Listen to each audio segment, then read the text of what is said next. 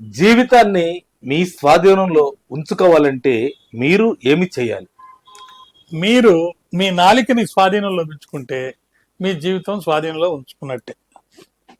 జిహ్వను బట్టి జీవితం అంటారు. మీరు ఎవరితో ఎలా ఏం మాట్లాడారనే దాన్ని బట్టి మీ జీవితం అభివృద్ధి చెందుతుందా లేకపోతే కుంటుపడిపోతుందా అనేది మనకు తెలుస్తుంది.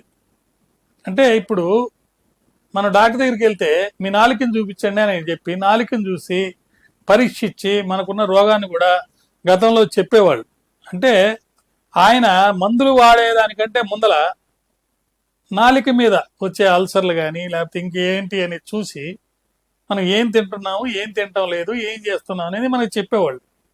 అలా మీరు మందులతో కాస్త తగ్గించుకుంటే తినే ఆహారాన్ని అంటే నాలుక ద్వారా పోయే ఆహారాన్ని మనం గనక కంట్రోల్ చేసుకోగలిగితే, నియంత్రించుకోగలిగితే అప్పుడు అది మనసుపై పడి మనసు ద్వారా మనం నియంత్రణలో ఉంటాం. కాబట్టి మనం చూసుకోవాల్సింది జిహ్వ చాపల్యానికి లొంగకుండా, దానికి లొంగావా ఒక్కోసారి మీ ప్రాణాలు కూడా పోయే పరిస్థితి ఉంటుంది. తినేదాన్ని బట్టి కూడా ఇష్టంగా తిని ఎక్కువ తినేసేస్తే ఇబ్బంది పడిపోతాం.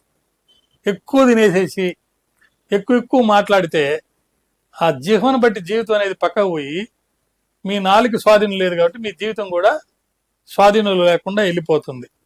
కాబట్టి దేన్నైనా సరే మనం నియంత్రణలో పెట్టుకోవాలి.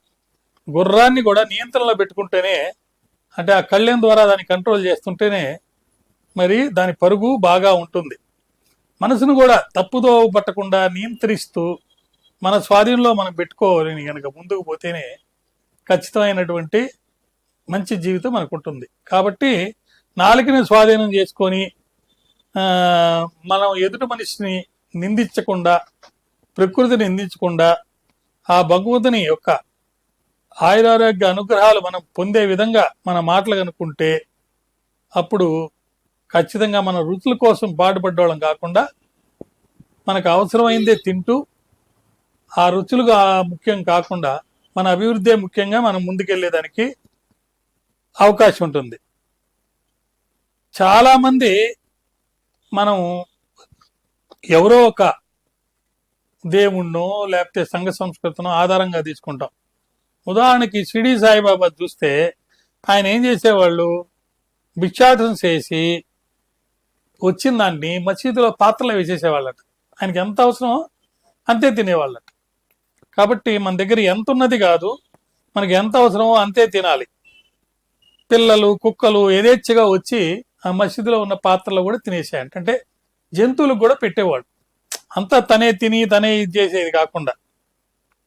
మరి మహాత్ములకు సాక్షాత్ ఆ పరబ్రహ్మ స్వరూపులకి వాళ్ళు ఏం మాట్లాడాలి, ఎలా మాట్లాడాలి, ఎంత తినాలి, ఎంతవరకు ఉండాలి అనే దాని మీద ఒక నియంత్రణ అనేది పెట్టుకొని ఉన్నందువల్ల ఖచ్చితంగా ఇంద్రియాలపై నియంత్రణ అనేది సాధించారు. మీరు కూడా ఇంద్రియాలపై నియంత్రణ సాధించాలంటే నాలుక మీద మీరు ఒక స్వాధీనం సమున్నతంగా మీరు కలిగి ఉండాలి.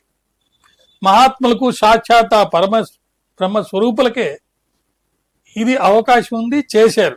మరి మనలాంటి వాళ్ళు అది ఎందుకు చేయలేకపోతున్నారంటే అది తెలియకనే. శ్రీ చంద్రశేఖర సరస్వతి స్వామి గారు 100 ఏళ్ళు బతికారట. దానికి కారణం కంచి పరమాచార్య గారు. మరి దానికి కారణం ఒక పూట ఎవరో ఆయనకి భోజనం వడ్డిస్తున్నారు. స్వామీజీ ఓ పదార్థాన్ని హితువుగా తినడం చూసి దాన్ని 1కి 2 సార్లు వడ్డించారట. తర్వాత 3 రోజులు ఆయన తన గదిలో నుంచి కూడా బయటికి రాలేదంట. ఏమి అవరాదు జరిగిందని కంగారు పడిన భక్తులు ఆయన నాలుగుపై వాత చూసి కన్నీటి పరిమితమయ్యారంట.